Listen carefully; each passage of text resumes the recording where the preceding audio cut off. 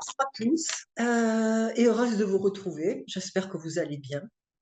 Je vous retrouve aujourd'hui, 3 avril 2024, afin de vous présenter quelque chose de nouveau que je vais mettre en place de manière assez régulière, le thème de certaines personnes qui m'interpellent.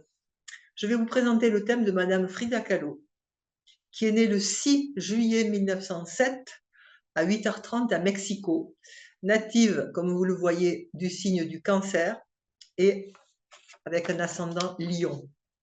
Alors Frida, je sais que vous en avez entendu parler, mais pour ceux qui ne la connaissent pas, je vais vous présenter les grandes lignes de son parcours de vie.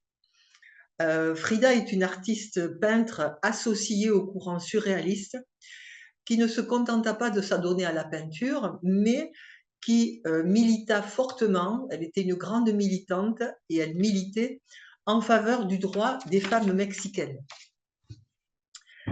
Donc Frida, comme je vous l'ai dit, est née sous le signe du Cancer et toute sa vie, elle gardera une santé fragile, car depuis l'âge de 6 ans, elle souffre d'une poliomyélite.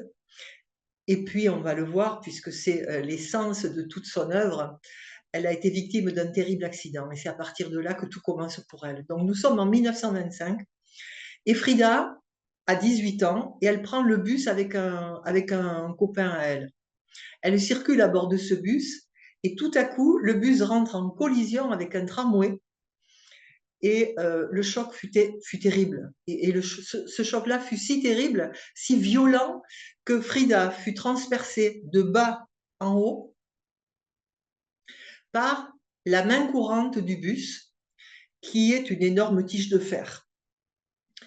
Elle a été évidemment brisée de la tête aux pieds. Je ne vous parle même pas de sa colonne vertébrale. Son abdomen et sa cavité pelvienne ont été complètement transpercés. Elle ne pouvait plus uriner et elle devient stérile. Devenir stérile quand on est un petit cancer, ça doit être très dur à vivre. Mais on verra qu'elle accouchera d'autre chose. Et c'est précisément ce jour-là, le jour de son accident, que sa vie bascule. Et sur le plan astrologique, c'est incroyable.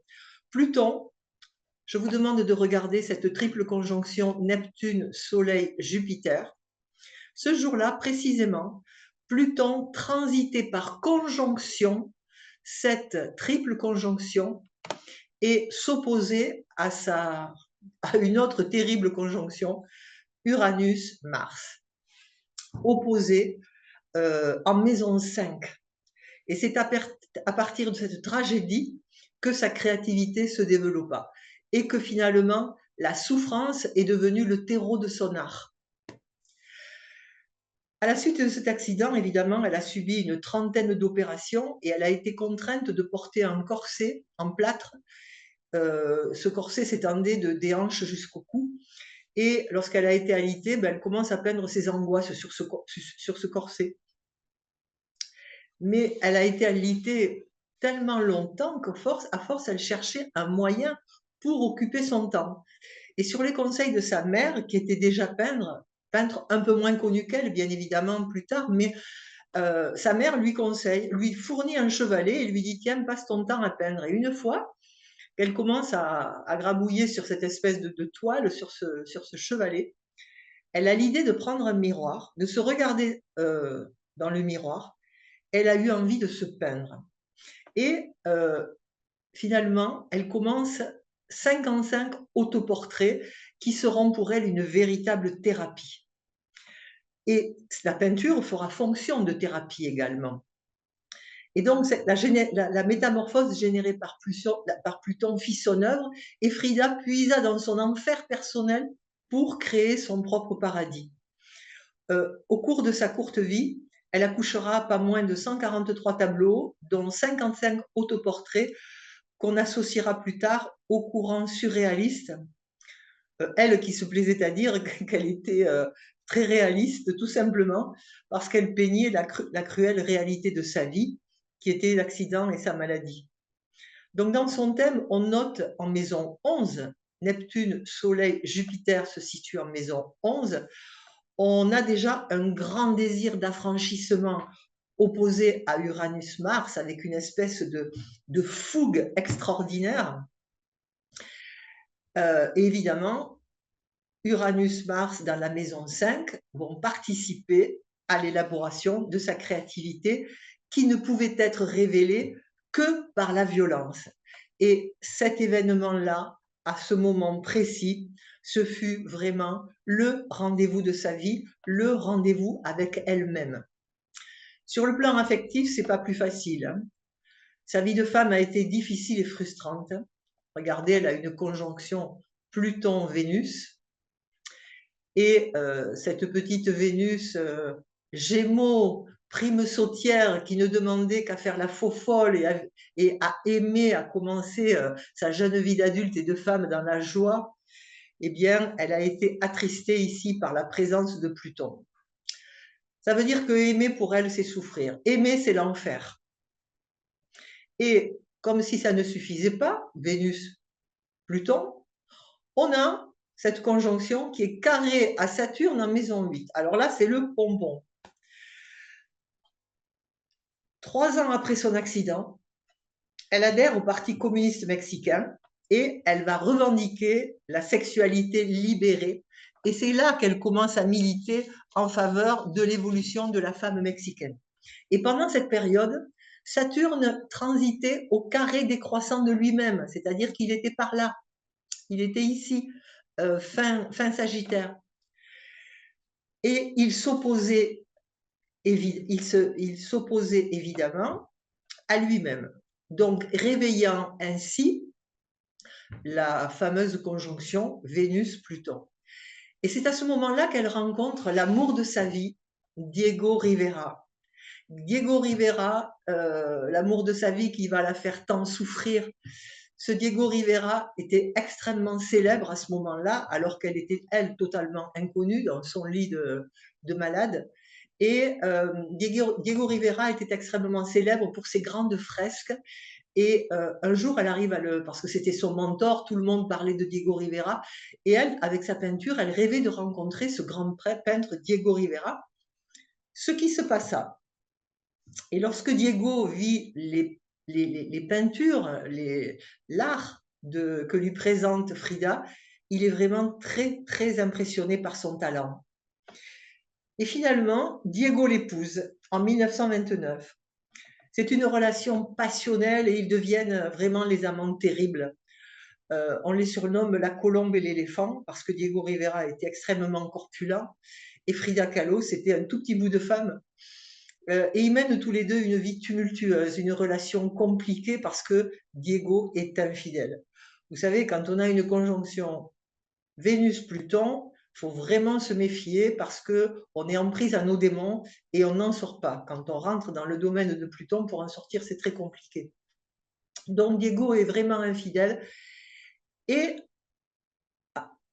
finalement, elle réussit à, pas à guérir, mais à se remettre de ses blessures. Elle commence à pouvoir s'autonomiser sur le plan physique et elle s'engage elle aussi dans des relations extra-conjugales et elle devient ouvertement bisexuelle. Ce qui est rare à l'époque et choquant pour le Mexique des années 1950. Frida n'avait que faire des conventions sociales et des commérages dont elle pouvait être la cible à cause de son mode de vie. De toute façon, quand on a une opposition, là, cette opposition Soleil-Jupiter, Neptune opposée à Uranus-Mars, on se fiche pas mal de ce qu'on dit de nous. Donc, parmi ces rencontres, au retour de Saturne, lorsque Saturne eut fait un tour sur lui-même, au retour de Saturne, mais chaque fois que Saturne se déplace, évidemment, il emporte dans ses bagages le carré à Vénus-Pluton. Donc, quand Saturne fait un tour sur lui-même et se retrouve à sa position natale, eh bien, c'est là qu'elle va rencontrer un autre homme qui va être important dans sa vie, c'est Léon Trotsky, avec qui elle entretiendra une relation clandestine. Elle a alors 30 ans et elle est mariée depuis à peu près 8 ans. Ensuite, en transit, lorsque Saturne est opposé à lui-même, à 44 ans, eh bien, elle a malheureusement une jambe qui se gangrène peu à peu. Et à 46 ans, lorsque Saturne est en sesqui carré à lui-même, le sesqui carré, il y a cet aspect de lutte là. On se dit on y arrivera, on y arrivera, on y arrivera, mais finalement on n'y arrive pas. Et lorsqu'on ne veut pas lâcher ce qui doit être lâché, c'est là que on vit des choses extrêmement douloureuses et compliquées. Eh bien, on l'ampute. Voilà. À 44 ans, elle a la gangrène et au sesqui carré, on l'ampute. Et là, nous sommes en 1953 et cette intervention la plonge dans une grave dépression au point vraiment de vouloir se suicider. Et malgré sa souffrance, son dernier tableau juste avant de mourir, qui représente des pastèques, magnifique tableau qui représente des pastèques, elle l'a intitulé « Vive à la vide », vive la vie. Et puis fragilisée par une pneumonie, elle meurt d'une embolie à l'âge de 47 ans.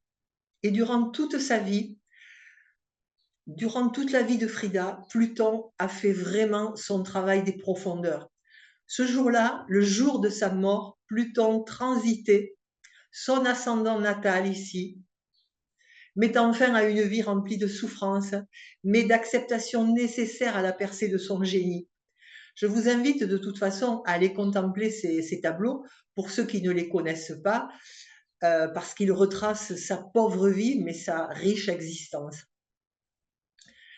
Donc, elle ne voulait pas être enterrée couchée, ayant trop souffert dans cette position. Et aujourd'hui, ses cendres reposent sur son lit à Coyoacán, dans la banlieue de Mexico, dans une urne qui a la forme de son visage. Et avant de mourir, elle a dit « J'ai aimé la vie autant qu'on puisse aimer la vie, mais je ne veux plus revenir ».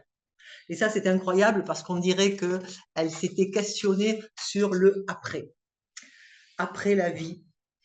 J'aimerais dire quelques mots quand même sur cette conjonction Vénus-Pluton qu'on rencontre extrêmement souvent dans des thèmes. Et cette conjonction, elle peut donner le meilleur comme le pire. Alors, moi qui suis une fervente d'abord étudiante et puis praticienne en suivant le courant de Dan Rudyard et l'astrologie humaniste, Dan Rudyard parle dans toutes ses œuvres des phases. Et lorsqu'on apprend les aspects en astrologie, on ne peut pas les dissocier des phases. Donc lorsqu'on parle de la conjonction, il y a une phase 1 et une phase 12. La conjonction phase 1, c'est lorsque la planète la plus lourde, en l'occurrence Pluton, est devant Vénus, et en tirant Vénus, Vénus va bénéficier de la puissance de Pluton. Et lorsque Vénus est placée, comme il est placé sur le thème de Frida, à ce moment-là, la collective est placée derrière l'individuel et elle retient le potentiel de Vénus, ce qui fait que son énergie cancer, qui est inscrite dans son thème, n'a pas pu être vécue. Du cancer, qu'est-ce qu'elle a vécu? Elle a vécu peut-être l'insouciance en devenant bisexuelle, en se moquant complètement de ce que pensent les gens d'elle, mais vraiment l'énergie cancer dans la pureté, elle n'a pas pu connaître la joie, l'insouciance, elle était toujours en prise avec ses démons. Donc vraiment, la phase 12 ici a joué énormément contre elle. Donc la conjonction de Frida, c'est une conjonction phase 12 qui la prive de la gaieté, des joies de l'amour, parce que Pluton la retient. Donc la manière d'aimer et de vivre l'amour de Frida sera en prise avec ce qu'il y a de plus douloureux des forces de l'inconscient, issues la plupart du temps de l'enfance, en termes de peur d'abandon, d'ostracisme, de rejet, et puis surtout d'événements mortifères qu'elle a vécus. Pourquoi ça fait mal avec Pluton? Parce que derrière Pluton, il y a toujours une puissance de vie extraordinaire qui décuple nos névroses. Névroses qui, chez Frida, ont été entretenues par un sentiment de diminution réveillé par son terrible accident et qu'elle a projeté dans sa vie amoureuse. Elle se sentait dénigrée par ce biais et elle a vécu dans la souffrance. En quelque sorte, elle s'interdisait de vivre l'amour dans la plénitude, persuadée qu'elle n'était pas digne d'être aimée comme les autres parce qu'elle était diminuée, parce qu'elle était remplie de blessures physiques et qu'elle devait être plus laide que les autres. Et comme les forces de l'inconscient sont puissantes, elle a été attirée par un homme volage, infidèle, qu'elle a aimé passionnément, mais qui confirma un appel à nourrir ses propres névroses. Avec la conjonction Pluton-Vénus phase 12, elle a vécu des expériences extrêmes qui oscillaient entre le plaisir et la douleur, entre l'austérité et l'avidité. Elle alternait entre des moments de grande intensité et de profonds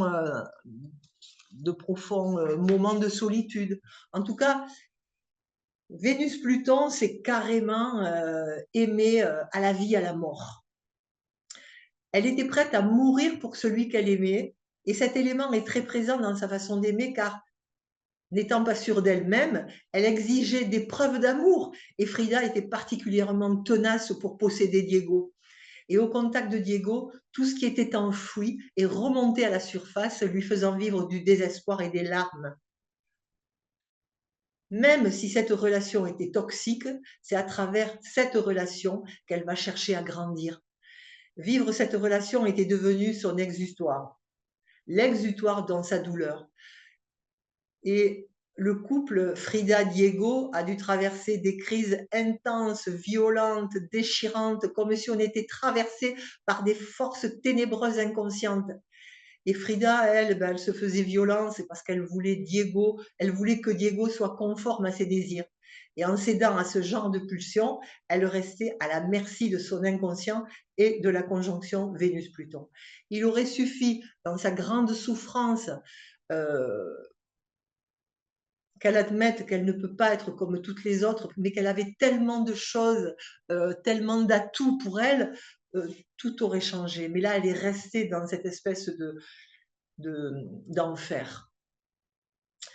Donc, cette conjonction, elle fait référence à la mythologie lorsque Perséphone est enlevée par Pluton, alors qu'elle était encore en fusion avec sa mère et qu'elle ne voulait pas grandir, elle voulait juste rester la jeune fille et la fifi de sa maman.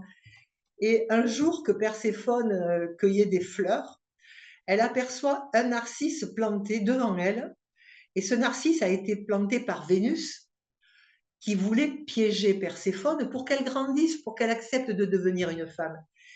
Et Perséphone, évidemment, émerveillée par ce narcisse, s'empressa de le cueillir.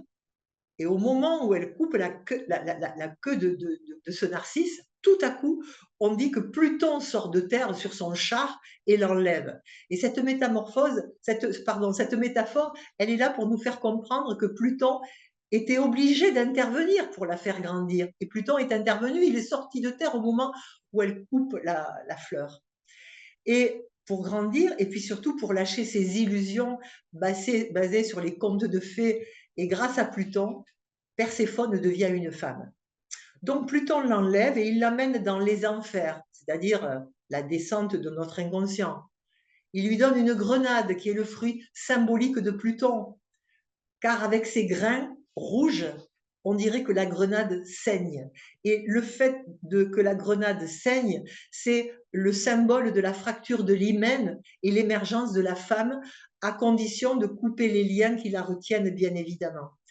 Et pour Frida, aimer réveille tout un méli-mélo de souffrances conscientes et inconscientes qu'elle alimente à travers ses propres crises.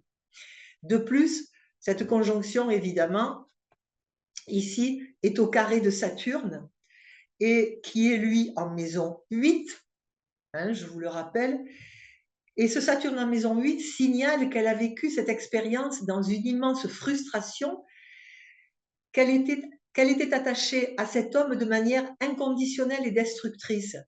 Si l'autre ne lui donne pas ce qu'elle veut, l'autre devient le support de sa haine. Mais c'est impulsivement vécu et c'est comme un exutoire à la souffrance. C'est un peu la douche écossaise en permanence, c'est-à-dire que la personne est porteuse de cet aspect, Vénus-Pluton, tantôt souffle le chaud, tantôt souffle le froid, tantôt la gentillesse et tantôt l'agressivité, tantôt effleur bleue, tantôt machiavélique, tantôt froide et sensuelle et en même temps des comportements excessifs et complètement contradictoires. Donc avec son Saturne en maison 8, carré à la conjonction Vénus-Pluton, Frida s'est sentie humiliée par la vie et diminuée, mettant sa propre énergie entre les mains de ceux qui l'entouraient par la force des choses, sous-entendu maison 8. Et en rencontrant Diego, Frida a revécu cette humiliation, mais d'une autre façon.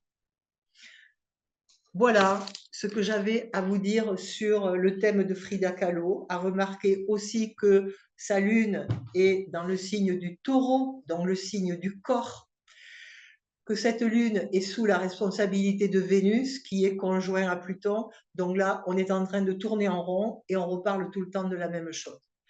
Donc, vie de souffrance, mais en même temps, vie spirituelle à fond. Dès le plus jeune âge, elle avait tous les ingrédients pour être la faux-folle, l'impulsive, complètement inconsciente du danger, avec cette conjonction Uranus-Mars opposée à toutes ces planètes en maison 11. Et puis, ce carré Vénus-Pluton, carré à Saturne en 8, comme si la vie...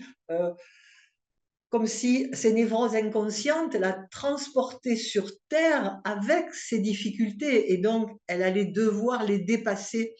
Et je crois que la vie n'avait pas d'autre choix pour la faire évoluer que de la stopper pour que son énergie change de teinte. Alors j'ai envie de dire malheureusement, mais de notre côté heureusement, parce que grâce à ça, eh bien, nous avons l'opportunité d'admirer cette belle femme au monosourcil. Voilà, je vous dis à très bientôt, j'espère que ça vous a plu.